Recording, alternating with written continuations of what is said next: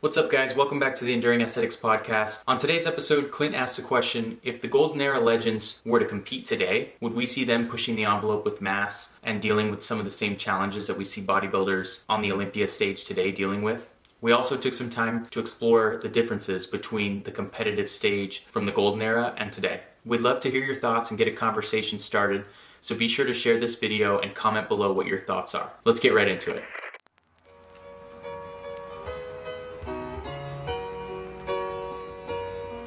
Let's talk, man. What have you been looking into, researching? What have you had on your mind?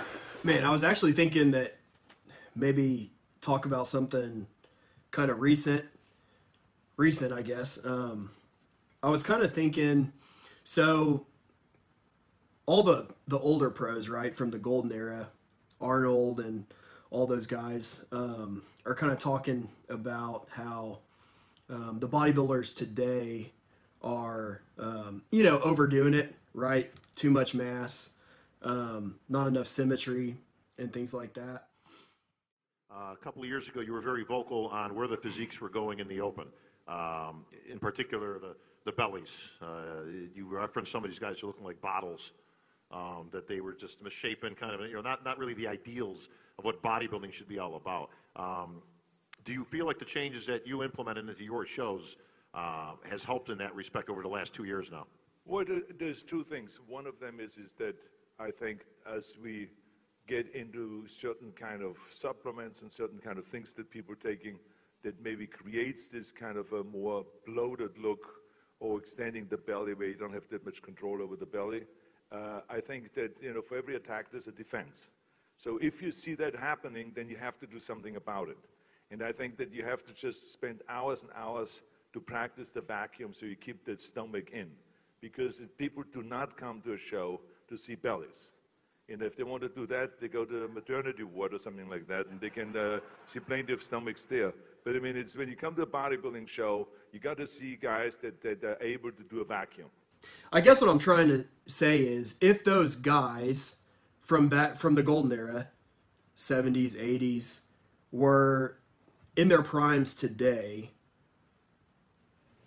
would they look the same as the bodybuilders that they're saying are overdoing it look now? It's tough.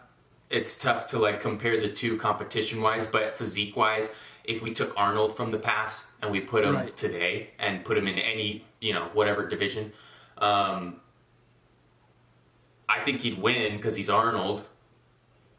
But he also might look a little different because of the technology and because of the knowledge. And that's what I'm saying, man. Because let's say we were able to transport Arnold here, right? 70s Arnold. Arnold is not his ego. He's not competing in classic. He's not competing in 212. He's going for the big one, because that's Arnold, right? So, and I know that he's been critical of the guys today. But I think if you were able to have him here, I think he'd be doing the same thing. And he had such a competitive desire in him that he would have done whatever. He's even said, if you told me back then to eat dog shit to grow, I would have eaten dog shit. So I think if he were here today, even with the guys being too big, I think he'd be right along with them. I think he would be taking the same thing they're doing, and that's a good point. That's the thing. I feel like the difference between now and the Golden Era, it's a little bit diet. I don't really feel like the workouts are that different. I feel like the workouts now were kind of molded back then in that Golden Era. Because that's when they kind of started splitting things instead of doing the full body workouts, right? That more of what the Silver Era guys did. So diet is different for sure, but I think the major difference is the technology, is the steroids available. When Arnold and those Golden Era guys were competing, there were maybe 4 or 5 different steroids out there that they could use, and now there's probably 100, maybe hundreds out there that different, you know, that guys can take. So, I mean, man, correct me if I'm wrong, but I think that's probably the biggest difference in bodybuilding from the golden era to now is just the technology, is the steroids behind it. It's got to be. And that's why Yeah. I'm saying that those golden era guys, Arnold especially, that criticize the guys today, I think if they were here now and could compete, I think they would be doing the exact same thing. Yeah, I think you're right. I think that is a good point. I like that you brought up Arnold wanting to be the best. Like, there's no chance that he would ever go to Classic. Yeah. You're right. Like, he would be an open bodybuilder, and he'd be doing everything under the sun to try and get there. So I'd imagine he'd be dealing with the same stomach issues. Right. It is an interesting thought, and it's like, and then it just brings me back to, like, we've got a problem with the sport. You know, it's pushing guys that could be incredibly aesthetic and have this ideal physique that inspires us. It takes that and pushes it to, let's make it a freak show. How freaky can you get? You know? Absolutely. I don't know. Do you think we'll ever see a shift? I mean, like, do you think we'll ever have something that will throw a wrench in there? Drug testing or overhaul of the judging criteria? Or Well, the only thing I could think that would do something like that, and it may get to this point, is if the steroids get to be so much that you're seeing tons of guys falling over and dropping dead. Then I can see them being like, all right, guys, like, enough is enough. We need some sort of drug testing. Or maybe even they'll, because again, I think it's almost, I mean, it's definitely known steroids are a part of the sport. You know, they don't even like apologize for that anymore. Maybe they'll just outlaw certain types of steroids. and then they'll come up with some other synthetic derivative of the same thing. And it'll probably be even more unhealthy, honestly. It'll probably be even more unhealthy. Yeah, no, that's a good point. Yeah, I mean, the more synthetic, the more dangerous it is. So, yeah, that's the only way I could see him implementing drug testing, is if guys are just dying like crazy. Yeah. I'm afraid that that's the direction that we're going in, honestly, because you see more and more, like, videos on YouTube, the truth about steroids, and then it's a pro going over his entire, you know, this is how many milligrams of this I take, and I shoot synthol here, and, you know, like, that's giving a terrible precedent to new kids coming into the sport. They're like, okay, that's what I got to take then, if I want to look like that, you know? Yeah. And you have, like companies like Blackstone and Redcon, I don't know if it's true or not, but I saw that they were, like, mislabeling some products that were really like SARMs. Yeah. So, like, if that's what's popular right now, you know, Redcon and Blackstone are huge. Yeah, and I mean, there's, So, like, I don't know a lot about SARMs. I know a little bit.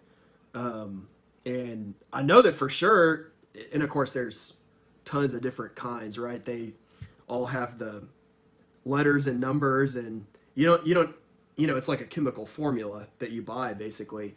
I know one of them for sure. Like, they've done a bunch of tests on rats, which, again, I know rats aren't humans, right? But the rats were getting, like, crazy amounts of cancer. Like, like, it was crazy how often these rats that were given this particular type of SARM were, like, getting cancer. Yeah, SARMs are, like, so unknown right now. If I were looking to do something like that, I think I would skip that and I would just go to steroids, because, like, at least you have, like, 30 or 40 years of knowledge on a lot of these steroids. I mean, not the newer ones, but a lot of the older ones, like, what the side effects are. You at least know you're not going to die, like, just drop dead or get cancer immediately. Yeah, and I was going to say, too, I was watching this interview that Dorian gave the other day, and he was saying that, I think this was a few years ago, like, he saw online, someone posted that, this is what Dorian took gear-wise, when he was competing. So, and Dorian was kind of, I feel like Dorian is the one who kind of started the whole mass monsters thing. Yeah. Which I've seen in interviews where he denies that, but to me it was him. Like I think it was him. I think it's generally accepted that it was him. But anyway, so he's saying that he sees this article online that like this is what he supposedly took, and it wasn't what he took, and he didn't like it. He said he wanted to like get it out there, the truth. So he posted that like, no, that's incorrect. This is what I actually took. And he said that like no one believed him because it's like nothing. What he posted was like nothing compared to what the guys today are taking. And he told me like, and he said in the interview that, that people were telling him like, dude, what you posted that you took is like what the women are taking right now. Like they're taking that same amount of stuff that you were taking, 25 years ago when you were competing, which That's is nuts, man. That's nuts. Yeah. Nuts. That's scary. Yeah. That's honestly scary. Like a woman should not be taking that. Yeah, absolutely not. Wow. And it's for sure it's playing a much bigger role, I think, than it used to. And I don't know if it's true or not, but the guys from the golden era claimed that they would only take steroids maybe a couple months before the contest, right? Just kind of to look a little more polished, look better. Like I don't know if I believe that, but that's what they claim. And for guys like Frank Zane, I can believe it. Yeah. Zane, I mean the chemist, right? Yeah. So yeah. Well, yeah. For sure he knew what he was doing, and I think he was ahead of the game as far as like, I mean, if I were a competing bodybuilder today, I'd probably talk to him and say, hey man, like what should I take? Like that's who I would consult for something like that. But again, that's the physique that we like. So would Zane even be big enough for classic right now? Probably I don't know. Yeah, he'd probably not. be physique. Yeah, he'd probably be physique. And probably have a hard time at it, I would imagine. Yeah, which is a shame. Yeah. But and I think I've told you that in the books I've read on the history of bodybuilding, they talk about that the most mainstream bodybuilding ever was when he was Mr. Olympia, because guys looked at him and didn't feel like the first thing they had to do to look like him was go buy gear. Like he was someone that even though he did it, you look at him and you felt like, okay, well, if I diet right and I work out really hard in the gym, like I could look like this guy.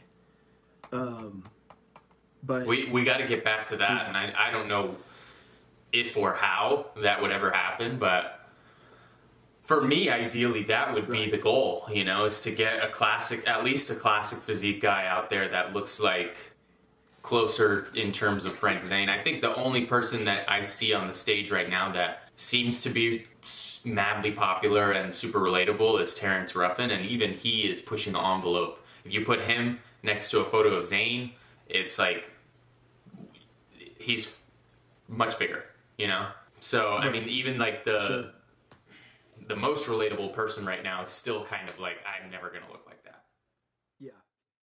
Thanks so much for watching, guys. I hope you enjoyed it. Please make sure to like the video if you did like the video, comment below to keep the conversation going, and make sure to subscribe for more podcasts about classic bodybuilding.